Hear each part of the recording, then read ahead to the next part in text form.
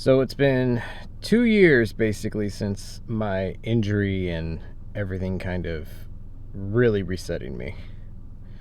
And today is a new bike day. So it's always been a dream of mine to start a mental health practice where I combine mountain biking and evidence-based mental health treatments. That has always been the goal, that has always been the dream. And even though I've been gone for 2 years, that is exactly what I have been working on, like doing the grind, getting my hours done, because I must become a licensed therapist first. I am currently an associate therapist with the state of California, but I am not fully licensed, and to start my own practice, I must become fully licensed. So that is what I've been up to for 2 years.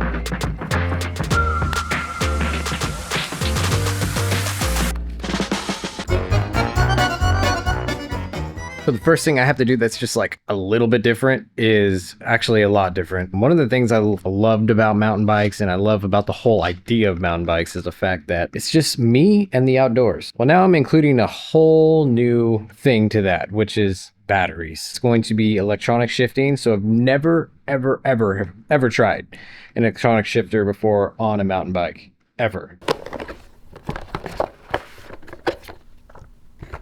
Oh. That is definitely not batteries.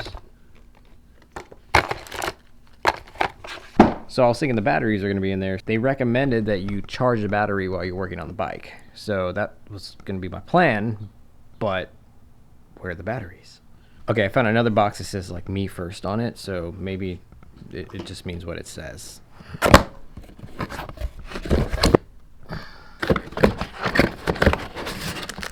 Glass. Here it is, Maxxis. What the heck is this? That is gross. It's like finding hair in your food.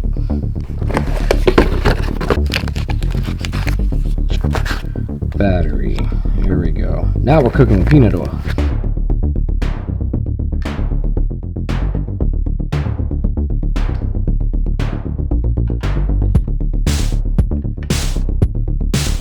Okay, I have not had like a build like this in a long time.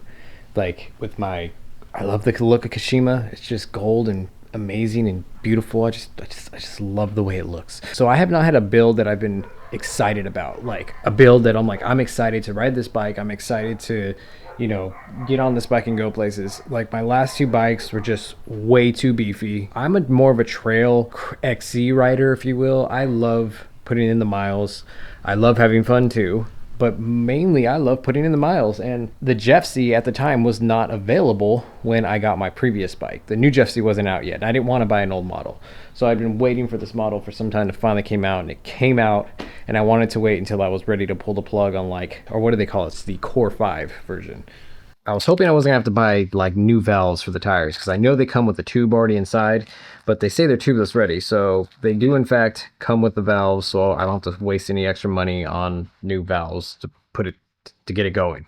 So one of the things that I'm not going to be doing is using the bars that come with this. I thought they were going to be carbon, but they were not. They were aluminum. So I'm going to be unfortunately using my old bars, which are carbon. It's funny, they're Yeti bars. I'm going to put Yeti bars on a YT. It's pretty sad. So YT, if you want people to not put Yeti bars on their YT, you might want to maybe step it up a little bit, but then the price would go up, and then I don't know, whatever.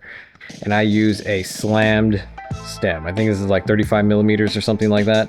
The one that comes on the bike is actually like a 50 millimeter. So I ran into a real big problem. When I took this out, and when I was ready to put the wheel on, when I got the wheel all set up, tubeless and everything, this was all out of place. I had to actually take this cog off to get everything in line right. It was all messed up. Yeah, that's interesting. So it appears that the chain was put on wrong. So I had to go through it and fix it and get it fitted right. So I honestly thought I was gonna have to take it to the bike shop or something like that, because I didn't want to mess with it. Then I'm gonna download the app now, and I'm gonna see how simple this thing is to set up. I have no idea, never done this, don't know what to expect.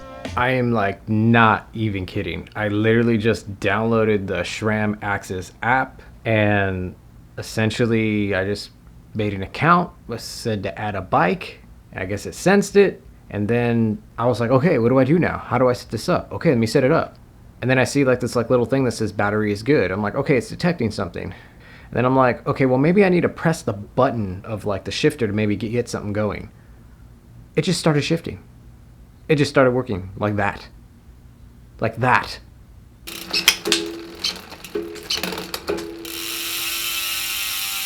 I'm really hoping that this new Axis is going to be like the start of me not having to worry about shifting anymore. I've had, you know, GX for a long time in the past and everything, you know, it would work smooth for a little while, but then eventually it would, you know, get all messed up, and then I'd have to go through hours of just trying to get it right and everything. So I'm stoked to see how this thing actually performs on the trail. So probably one of the most exciting things about this bike is that supposedly it has this like really cool storage compartment. So let's check that out now. I'm going to pop off the lever and then we'll be surprised together, if or not. Well, wasn't expecting this. Oh my gosh. This is awesome. Look at this. So like literally one of the first things I was thinking is that like how am I going to put stuff in here without it being all rattling around and things like that, but that is pretty much, seems like they solved that problem with including this as well. I have a really cool bike pump and it's gonna fit in here perfectly. Trip is, I guess I am no longer going to have to use this over here. So I have this Fox pouch that I've been wearing lately. And oh, it fell on the ground. And I've been using it to carry like my tire flat stuff, and I have a really tiny cute little bike pump. Yeah, I'm no longer gonna have to wear this pouch on my back anymore. This is pretty crazy.